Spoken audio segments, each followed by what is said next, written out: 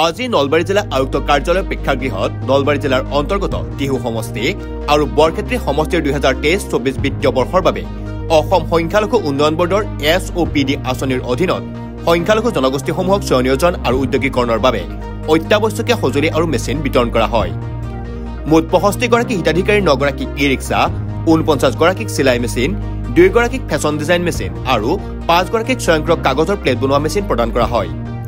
সংখ্যালঘু সমাজখন যাতে উন্নয়নৰ দিশত আগবাঢ়ি যাব পাৰে তাৰ বাবে হিমন্ত বিশ্ব শৰ্মাৰ নেতৃত্বাধীন বিজেপি চৰকাৰখনে বহু উন্নয়নমূলক কাম কৰি আহিছে আৰু সংখ্যালঘু লোকৰ বাবে বিভিন্ন চিন্তা চৰ্চাও কৰি আহিছে। আজিৰ অনুষ্ঠানত জিলা আয়ুক্ত বৰ্ণালী ডেকা, অতিৰিক্ত আয়ুক্ত উদ্দেশনা শৰ্মা, জিলা উন্নয়ন আয়ুক্ত কৰ্মদেৱ ব্ৰহ্ম, নলবাৰী জিলা বিজেপিৰ উপসভাপতি পবিত্ৰ ডেকা, জিলা বিজেপি সংখ্যালঘু মৰ্চাৰ সভাপতি ছবিৰ আহমেদ, জিলা সংখ্যালঘু মৰ্চাৰ সামাজিক মাধ্যমৰ আহ্বায়ক মহবুবুৰ ৰহমান উপস্থিত থাকে।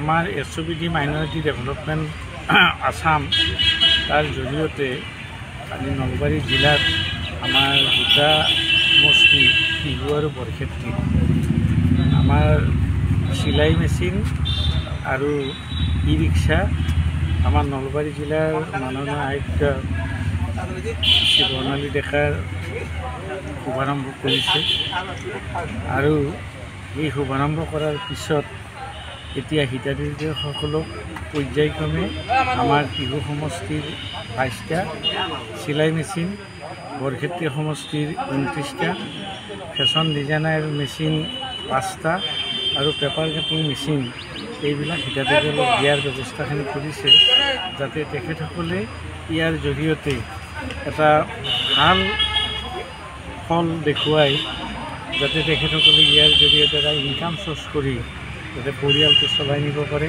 তাৰ কাৰণে এই ব্যৱস্থাটো চৰকাৰে লৈছে। আজি ইতিমধ্যে এই বেনিফিচিয়াৰীসকলক আমাৰ e-rickshaw, fashion design machine, paper cutting machine আৰু চিলাই মেচিন ইতিমধ্যে বিতৰণ কৰাৰ প্ৰক্ৰিয়া আৰম্ভ কৰিছে। নলবাৰীৰ পৰা দীপু দাসৰ report, news any 365। Stay informed, stay ahead. News Any 365.